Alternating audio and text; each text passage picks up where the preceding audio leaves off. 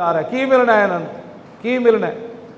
حضور نے پتہ ہے عید والے دن حضور عورتاں بھی آندیاں سن نا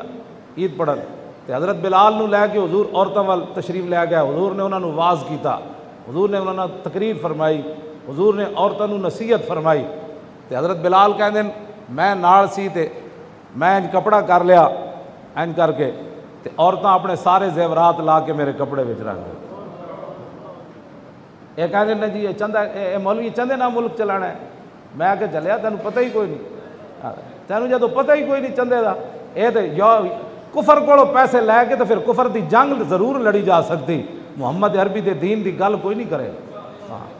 حضور نے تبوک دے موقع تے چندے دا اعلان نہیں فرمایا، جے دین پڑھے ہی نہیں خالی کیبلا تے بہ کے جناب سرخی پاؤڈر عورتوں کو لوا کے کیبلا تے ہوتے مسلمانوں دی ترجمانی کرنا تے گل نہیں نہ بنتی۔ جے دین نہیں پڑھیا تو پھر پڑھ غزوہ تبوک دے موقع تے حضور نے کتنے بڑے چندے دا اعلان فرمایا۔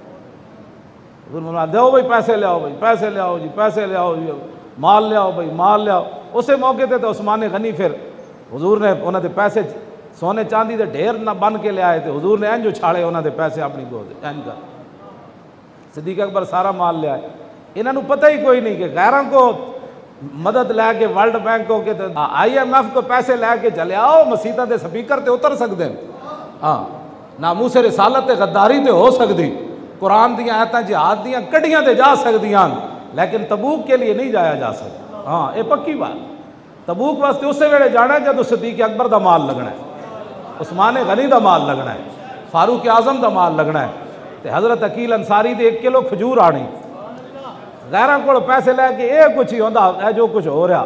ہاں جی انہیں کوئی سمجھ ہی نہیں آ رہی۔ ملک این چل دین، اقبال کو پوچھ ملک کیویں چل دین، جہاں پانی سے دشوار تر ہے کارے جہاں بھی نہیں، جگر خوں ہو تو چشم دل میں ہوتی ہے نظر پر، پتہ ہی کوئی نہیں کسی گل دا۔